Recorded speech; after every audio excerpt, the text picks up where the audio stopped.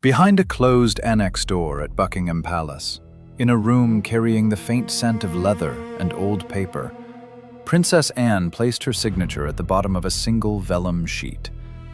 There was no press gathered outside.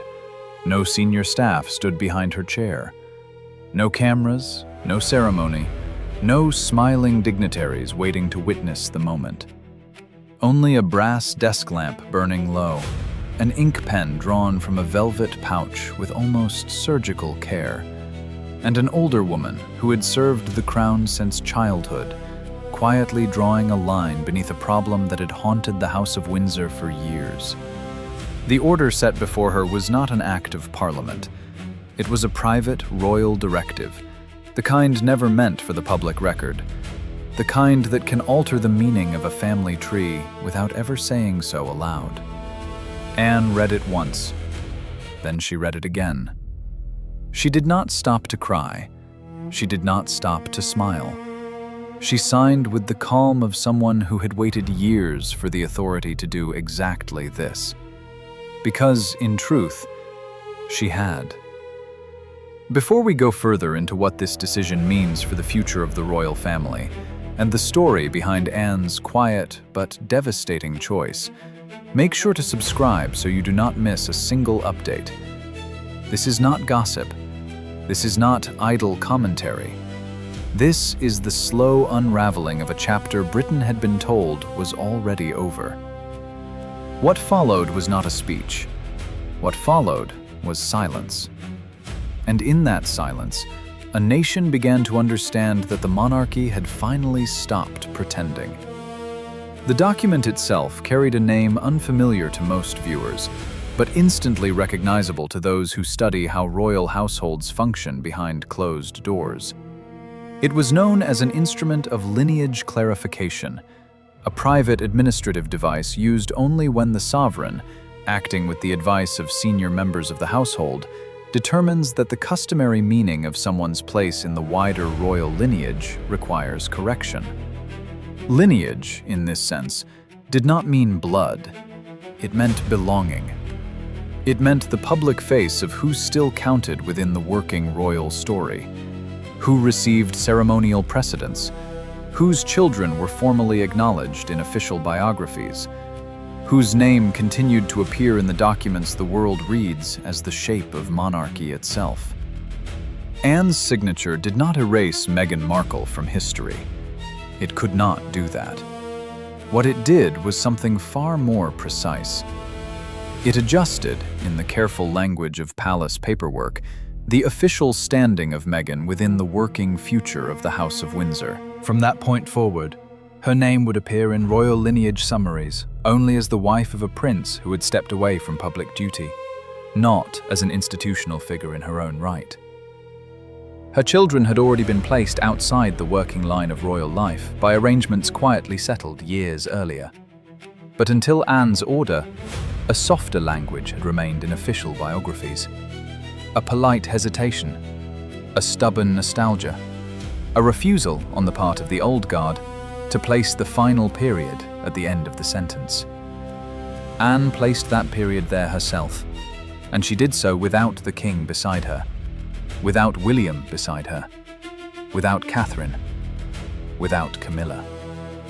In the stillness of her own hand, she did what the rest of the family could not bring themselves to do in public. She ended the ambiguity. The reaction within the palace was not dramatic. It was the sort of silence that moves through marble corridors and comes to rest outside closed doors. Charles was informed within the hour. He sat in the garden room at Clarence House beside a cup of tea gone cold. For several minutes, he said nothing. He had understood for a long time that the question surrounding Meghan could not be solved through affection, patience, or private diplomacy. He had tried more than once to leave a door open. He had spoken softly of his son. He had spoken warmly of his daughter-in-law in unguarded moments before trusted staff. Advisors had warned him that an open door could become a lasting wound. He had listened. He had understood. And still, he had hesitated. Camilla told next, accepted the news with the steady calm of a woman who had spent decades learning that the monarchy protects itself long before it protects individuals. She did not object. She did not celebrate. She simply nodded once and said, very quietly, that it was time. William learned of the decision from his private secretary while returning from an engagement in the Midlands. He read the summary, closed the folder, and continued the journey. Catherine, told later that evening at Adelaide Cottage, said almost nothing. She had already made clear, in private, that she did not believe the Sussex chapter could remain unfinished forever. Her view, never published but quietly known among those closest to her, was stark and unsentimental. An institution cannot be half protected. A future cannot be half built. And a family cannot be half whole. But to understand why Anne moved when she did, why the signature came at that exact moment, the story does not begin with the document. It does not even begin with Meghan. It begins years earlier, in a succession of smaller wounds that slowly hardened into a verdict. The truth, as insiders whispered before the ink had even dried, was that Anne had been weighing this for nearly 3 years. She had watched trust erode between her brother and her nephew. She had watched Harry's public language drift further and further from that of a working royal. She had watched Meghan's grievances aired in television studios overseas and in glossy magazine profiles with a precision that felt less like heartbreak and more like strategy. And she had watched, with the sorrow only an older sister can know, the gradual disappearance of the brother she remembered. The Harry she had known had been duty-trained, soft-spoken, shaped by the same ceremonial discipline that had shaped Anne herself. The Harry who emerged in California was not a stranger. He was simply no longer a Windsor in the way the institution required. What finally pushed Anne from reflection into action was not one insult. It was a pattern. In the language of royal households, it was a series of breaches. A televised interview in which Meghan spoke of the institution as though it were an adversary. A memoir that turned private moments with senior royals into evidence for public judgment. A family occasion involving a young child staged in a way that seemed less sacramental than strategic. And finally, a quiet but unmistakable gesture. The leaking of private correspondence to a sympathetic figure outside the palace, turning royal patience into a finite resource. Anne watched every episode with the composure the public had always associated with her. She gave no interviews. She issued no statements. But inside the household, she began asking questions senior advisors struggled to answer. Why, she asked, did the door remain open? Why did official biographies continue to soften the language? Could the crown really afford to leave the chapter unresolved forever without paying a constitutional price? The answers only confirmed what she already suspected. When the private confrontation finally came, it was not between Anne and Harry. It was between Anne and Charles. And it did not unfold in a palace drawing room. It happened in a small office at Gatcombe Park on a wet Sunday afternoon, with no staff present and no formal record kept. Anne had invited her brother to Gloucestershire. She had not framed the meeting as a request. Charles understood before he arrived what was being asked of him. He came alone. No Camilla, no principal private secretary, no constitutional advisor. Anne met him at the door, offered tea, and led him into the long sitting room where she had once briefed ministers and honored veterans. Then she said what she had come to say in fewer words than most people use to order lunch. She did not raise her voice. She did not dramatize anything. She said simply that the crown could no longer be held hostage by the unresolved Sussex question. She said the institution had already asked too much of too many people for too long. And she said, with a gentleness her brother recognized as love, that by keeping the door open, the family was not protecting Harry. It was preventing William from becoming the kind of king the country would one day need. Charles listened. He did not interrupt. He did not defend himself. He did not defend Meghan. When Anne finished, he sat in silence for several moments. Then, in a voice described later by those nearby as the smallest they had ever heard from him, he said she was right, and he asked her to do what he himself could not bear to do. What followed was perhaps the quietest institutional process the modern monarchy had ever carried out. No Privy Council meeting, no televised statement, no formal reading of the order. The instrument of lineage clarification was filed by Anne's private office with the keeper of the royal archives. A parallel note was lodged with the Lord Chamberlain's office, instructing household staff that official biographies, ceremonial programs, and guest lists for state occasions should no longer present the Sussex line in its former way.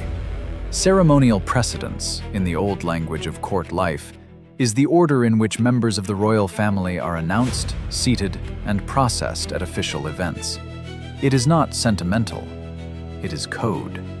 By adjusting it, even quietly, the household wrote a new reality into the choreography of monarchy.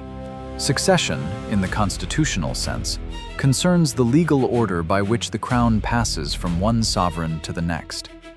It is distinct from lineage, which describes the wider meaning of who belongs inside the royal narrative. The instrument did not alter succession. It altered the meaning of lineage. The palace lawyers moved carefully. They understood that any public framing would require delicacy, especially given the sympathy Meghan still retained among part of the British public. When word eventually surfaced, the official explanation was deliberately understated. A spokesperson, speaking on background, described the order as a routine housekeeping measure designed to keep official documentation aligned with the practical reality of royal life. That description was, as several journalists later observed, technically true. It was also deeply misleading. Nothing about it was routine. The groundwork had been laid quietly for at least 2 years, ever since the Sussexes had completed the practical formalities of stepping away from working royal life. The decision to act now belonged to Anne. The decision to let her act alone belonged to Charles. And when the story finally surfaced, it did not emerge as a dramatic leak. There was no stolen document, no whistleblower carrying files into daylight. Instead, it arrived through the slow accumulation of private confirmations from trusted insiders, each one supplying a small piece, until reporters could finally trace the outline of what had taken place. Within hours of the first reports, broadcasters interrupted regular programming. Newspapers that had spent months writing delicately balanced stories about the Sussexes suddenly found themselves writing about the monarchy instead. The headlines spread quickly. Crowds did not gather outside palace gates. There were no protests, no placards. But in pubs, offices, and living rooms across Britain, people began arguing over what the order actually meant. Some called it overdue. Some called it cruel. Some said it was constitutional common sense. Others saw it as the cold, deliberate work of a family that had finally chosen the institution over sentiment. The Sussex household, contacted through intermediaries, declined to comment.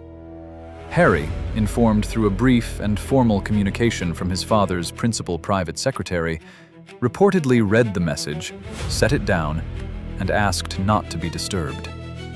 There was no fury, no public outburst, only stillness. And that stillness was not acceptance. It may have been the first shape of a private grief that would take years to understand. Meghan, likewise, gave no public response. One close friend suggested, in an unattributed remark, that she had always known this day would come. The monarchy, the friend said, does not forget. It waits. The Windsors, the remark continued, are very good at waiting. The offices surrounding the crown are built not for speed, but for continuity. What had happened was not punishment. It was clarification. To the public, it looked like one thing. Inside the family, it was far more painful. Charles had made a choice he would carry for the rest of his life. He had chosen the crown over his son, not as cruelty, but as protection. Protection of the institution he had spent his life preparing to serve.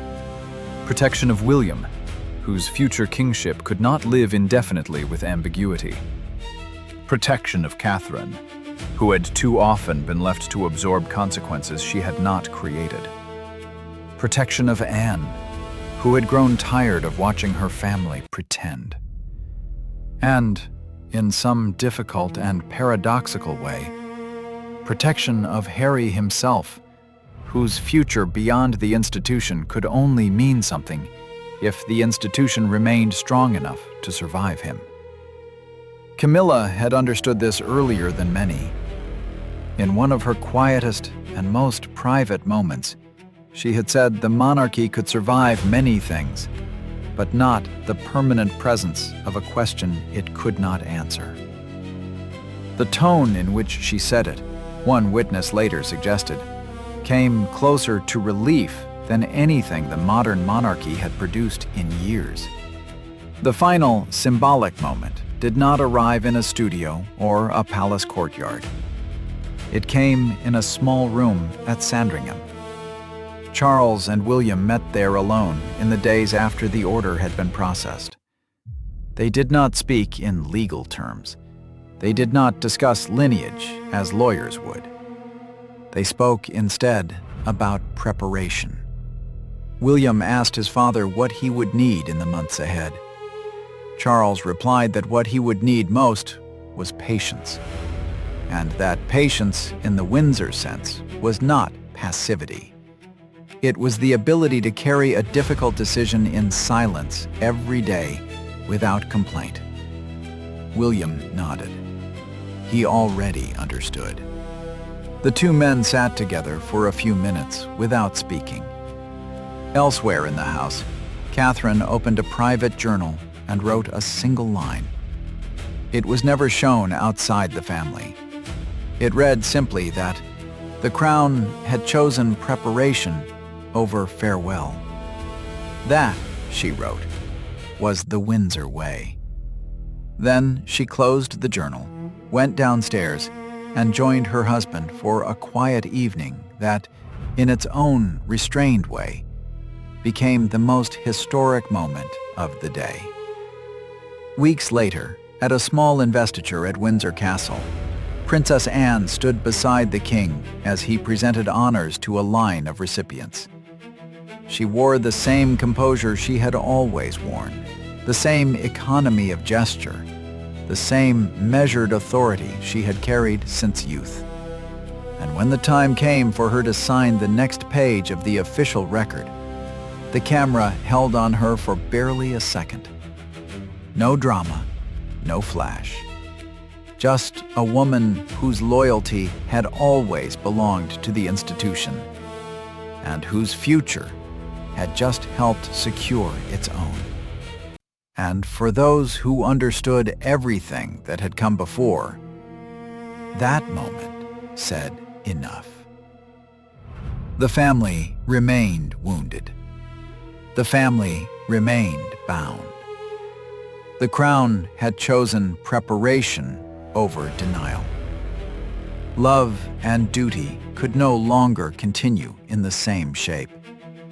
The future had been acknowledged without fully ending the present. And somewhere behind the closed doors, the polished language and the quiet choreography of royal life, Anne took a breath, closed the file, and stepped back into the ordinary rhythm of a life that had just altered the meaning of a dynasty. Thanks for watching. Please do not forget to like and subscribe, and we will see you in the next one.